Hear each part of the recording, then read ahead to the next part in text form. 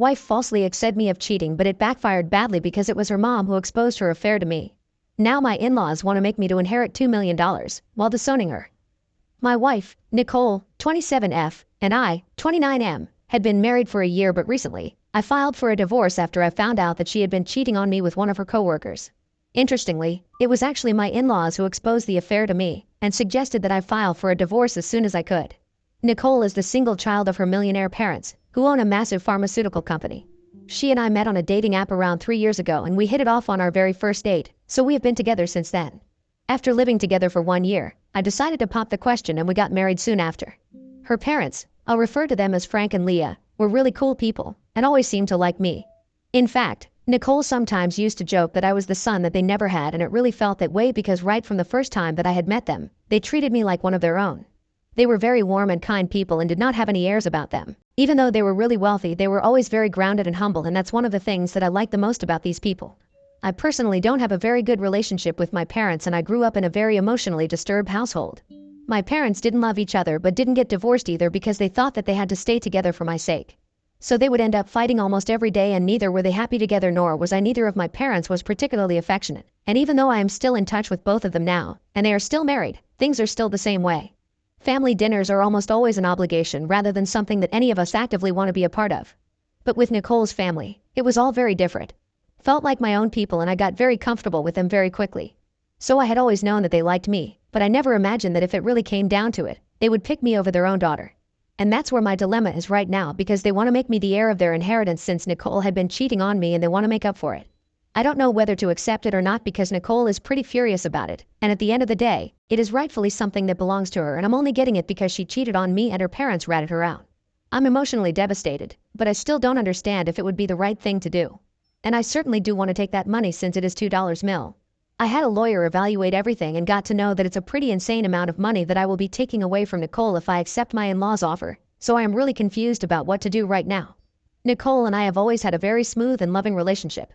We would have small faith, like any other couple, but we would always manage to be able to work them out. So when my in-laws invited me over to their house, on my own, and told me that they wanted to discuss something very important with me, I had no idea that they were going to tell me that Nicole had apparently been cheating on me with a coworker of hers. Nicole worked for her dad's company and was in charge of recruitment. It was a family business, so it was easier for them to keep an eye on her. And they had noticed that she was spending an extraordinary amount of time with one of their newest recruits. What was really disgusting was the fact that the guy that had been having an affair with was much younger than her. He had just graduated from college and was barely 21. It was legal, but it was just so strange that she, in spite of being happily married, felt the need to go look for love outside of her marriage. They had noticed the increasing closeness between the two of them and had even asked Nicole about it, just to keep them honest, but she reassured them that the two of them were just close friends and were getting along well. That was it, there was no fraternization happening.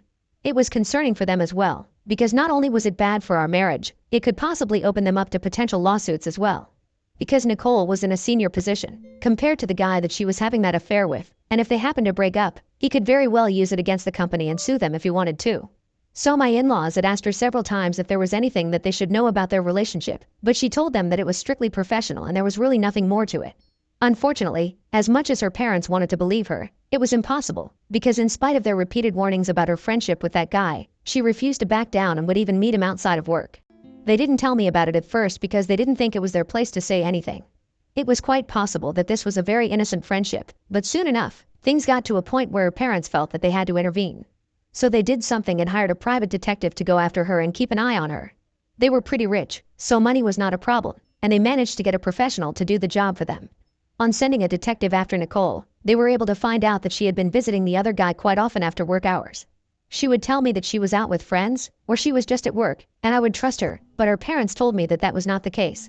Every day, she would leave after her workday was over and head over to her partner's house. And then she would spend the next couple of hours there until she was ready to come back home. None of us were stupid. We knew that if she was lying to me, then there was definitely nothing innocent happening in his house. I was heartbroken when I found out because I really love Nicole and I still do, somebody deep down. But getting to know that she had been cheating on me and had been lying to me for the past few months really broke my heart. This happened about a week and a half ago, and I still remember that meeting with my in-laws and how devastated I was following it. Even the two of them were very upset while they were letting me know about all of this, but they said that they knew Nicole was never going to come and tell me the truth, so they thought that it would be better for them to tell me instead. At the time, they hadn't let Nicole know that they knew the truth, and I had been the first person that they told. I broke down in front of them when they told me about it, and I was very lucky that they comforted me like they were my own parents. They told me that this was not my fault, that they had seen how I treated Nicole like a queen, and this was all her fault. She just couldn't value the love that she had been given by her parents and me and threw it all away for a guy that she had barely even known for a year.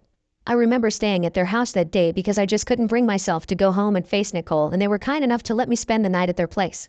I was very shaken up, and I cried the entire night because I just didn't know what to do next. Logically, I knew that the next step would be to file for a divorce, but my heart wasn't ready to give up on her yet. So the next morning, I decided to go back home before Nicole left for work. I hadn't answered any of her calls or texts the previous night, so it was a bit of a surprise for her when I showed up in the morning right before she was about to leave. I was clearly in a very bad state and she seemed concerned, but I sat her down, and I asked her about the affair because that was the most important thing on my mind at the time. She hesitated for a bit and tried to deny it, but then I brought out the pictures that her parents had shown me of her car parked outside of her coworker's house on the days that she had told me she was working late. She tried to tell me that they were just friends and they were hanging out, but then there was no reason for her to lie about it.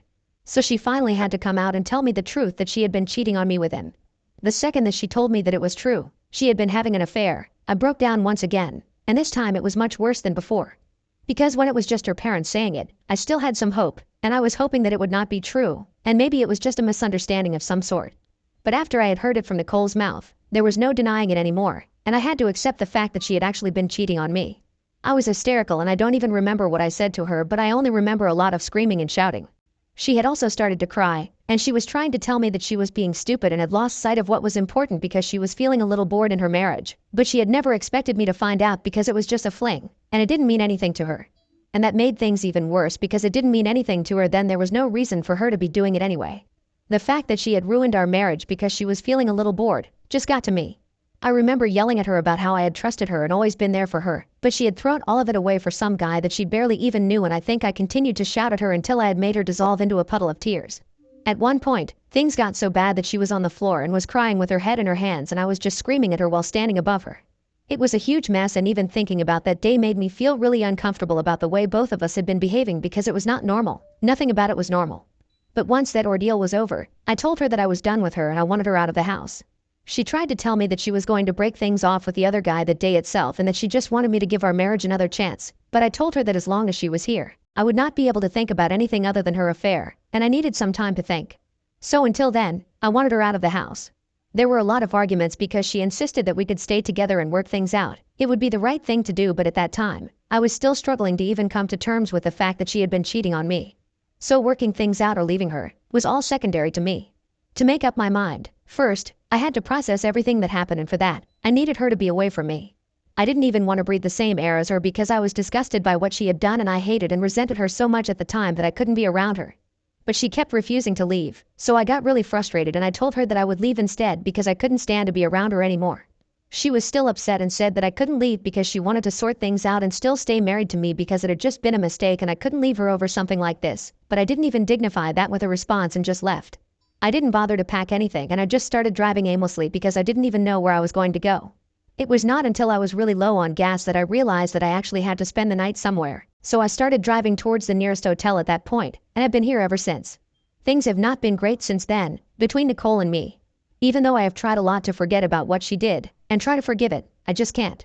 So last week, I finally filed for a divorce after mulling it over for 3 days. I hadn't spoken to Nicole after I left the house that day, even though she had been trying to reach out to me. The truth is, I don't even have anything left to say to her because what she did was not something I can ever forgive or forget. However, my in-laws have kept in touch with me and have been texting me every single day to make sure that I'm doing fine. I have been in touch with them as well because when I told my parents and tried to look to them for help, they were not very helpful. They just told me that they were sorry about everything and that I should always do what I feel is right, which is just such generic and asinine advice. So it was not going to be helpful, talking to them, and I knew that. They did not even try to comfort me or anything, so I started talking to my in-laws. I haven't told any of my friends yet, but I don't need some emotional support, which is why I've been talking to them. Most people might find it weird, but I'm really close to them and I don't think this is wrong. After I filed for divorce and once Nicole had been served, she started texting me even more frequently, but I hadn't opened any of her chats or bothered to read them. I had also muted all her notifications, so it didn't really bother me, but that didn't mean that I had forgotten about what happened. I still hadn't moved on and everything just hurt. To make matters worse, I was also having a tough time at work because I had to take an unexplained leave of absence, since I couldn't exactly go to work every day now that I was living in a hotel in the middle of nowhere and the commute would be simply too tedious. I was almost out of paid leave, and my employer contacted me a few days ago to inform me that if I didn't show up to work in the next few days, then I would be facing termination. This stressed me out even more because I had a lot of major expenses ahead of me since divorce was an expensive process, and I also had to start looking for a new everything, from houses to jobs. And I had been sharing all of this with my in-laws, just conversationally. I didn't actually expect them to help out or anything. But when I told them about all of this, they told me that since it was Nicole who had backed me into a corner, they were going to fix this for me. I have no idea what they were going to do, but a couple of hours later, they told me that I needed to come to their house ASAP because Nicole was there and they wanted us to talk it out. I didn't have to talk about the divorce, but we could at least discuss who got to live in the house because Nicole could still live with them, but I needed my own place so I could still go to work. I was hesitant to do it at first because I really didn't want to talk to Nicole, but my in-laws convinced me to come over and give it a chance because they didn't want me to lose my job because of this. So eventually, I agreed, and I went over to their place. I was naturally very nervous because I was seeing Nicole after quite some time, but I also didn't want to let her know that I was nervous, so I didn't say anything for the first few minutes that I was in the room. Both of us avoided even looking at each other, and it wasn't until in-laws started talking that we had anything to say. My in-laws suggested that I take over the house because Nicole could live with him, and since they all worked in the same place, it wouldn't be a problem. But it could become an issue for me if I didn't get the house because otherwise, I would stand to lose my job. And that's when something really weird happened. Nicole started saying that she didn't even know why she would have to be the one to make such sacrifices when it was my fault that we were getting divorced. And she told her parents that, as her parents, they should be on her side instead of siding with a cheater. She said that she knew and understood that they liked me, but this was taking things too far. None of us had any idea what she was talking about and just kept staring at her, waiting for her to explain what the heck she was talking about. Her tone was very indignant and full of conviction, so I actually began to think that she might have something to say this time and it might make sense. But unfortunately, she started speaking absolute crap and I quickly caught on, realizing that she was just trying to make me look bad in front of her parents so that they wouldn't side with me anymore and was literally lying about me right in front of me. So, Nicole actually didn't know that it was her parents who had told me about the affair, so she had probably assumed that I had sent a detective after her to get those photos myself. She had no idea about her parents being involved, so she started making up some false story about me having an affair with a common friend. She claimed that apparently, she had seen how the two of us would always act very cozy whenever all of us were hanging out, and even she had edited some images and brought out photos that made it look like I was hanging out with that friend of mine and doing romantic things with her, like having dinner and stuff. She claimed that she had only had her own affair because she had found out about us and she felt hurt, and apparently her coworker had been hitting on her for a long time. So she just agreed to go out with him as a way to get revenge on me and take things off her mind. But now that it was all out in the open, she told her parents that she expected them to throw me out of the house and cut me off forever. She told them that she didn't appreciate their relationship with me and wanted an end to it because she was sure that I was the one who had asked them to get involved even now, or even told them about the divorce in the first place and manipulated them to believe me instead of her and portray myself as the victim, and had asked them to organize this meeting between us. I knew that she was screwed at that point because she had just dug herself a hole that she couldn't get out of because she had made up a fake story to expose me and get her parents back on her side, which was pretty much the worst move that she could make, given the circumstances. And surely enough, her mother started yelling at her almost immediately and said that she couldn't believe that she had thought that we would always be stupid enough to believe her lies and her badly edited pictures. Nicole was quite taken aback by that reaction. It was clearly not what she was expecting. Her parents told her that they had expected her to be honest, after she had been caught, at the very least, but clearly, they had failed somewhere while raising her because she had turned into a horrible lying cheater. Then, the big reveal happened, and my in-laws finally told her that it was them who had told me about the affair and handed me the photos, so there was no point in lying to them and trying to save face because everybody knew the truth. And boy was Nicole's face worth seeing at that point. Then, they got into a huge fight, which was inevitable, because Nicole felt betrayed, and said that she hated the fact that they always treated me like their own son, but were willing to sell out their own daughter for my sake. And her parents were naturally very upset that she had turned out the way that she did. They also called her stupid for not being able to realize that they were the ones who had told me about the affair, since they had also confronted her about it before and asked her several times if she had anything going on with that coworker. And she told them that it had occurred to her that they might have told me, but it seemed absurd. Since at the end of the day, they were her parents, and she expected a certain degree of loyalty from them, no matter what she was doing.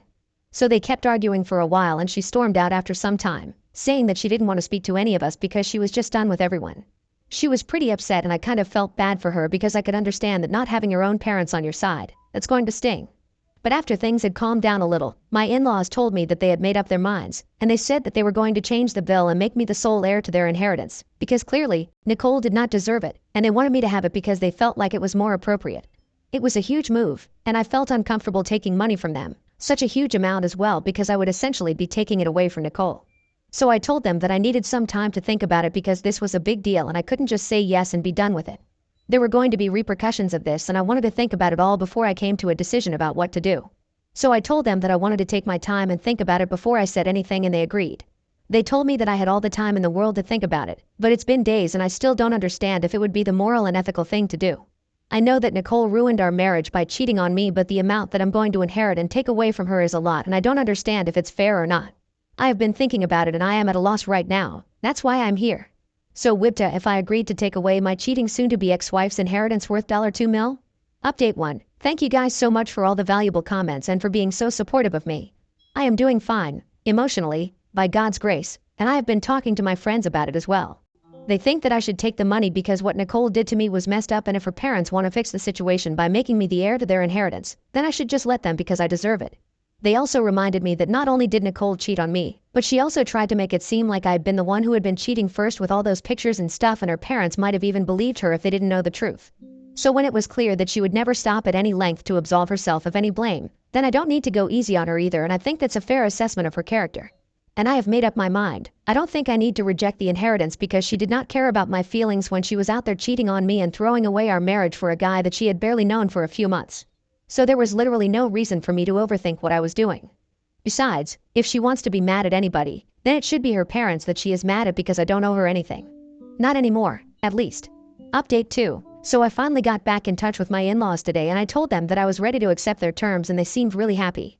They told me that they were glad that they had this opportunity to make things right with me because what Nicole had done was seriously messed up. They told me that after that fight at their house, the other day, she had stopped speaking to them and had blocked them everywhere. She had also put in her 2 weeks' notice and had stopped coming to work right from that day itself, and so had her partner. I was shocked that she was ready to give up her job as well, because as far as I knew, my father-in-law was actually grooming her to take over once he retired, so now he would have to look for somebody else to take over. It was crazy because I knew how much she loved her job, and yet, she was willing to give up on all of it, just because she thought that she, for whatever reason, did not deserve to get called out for her actions.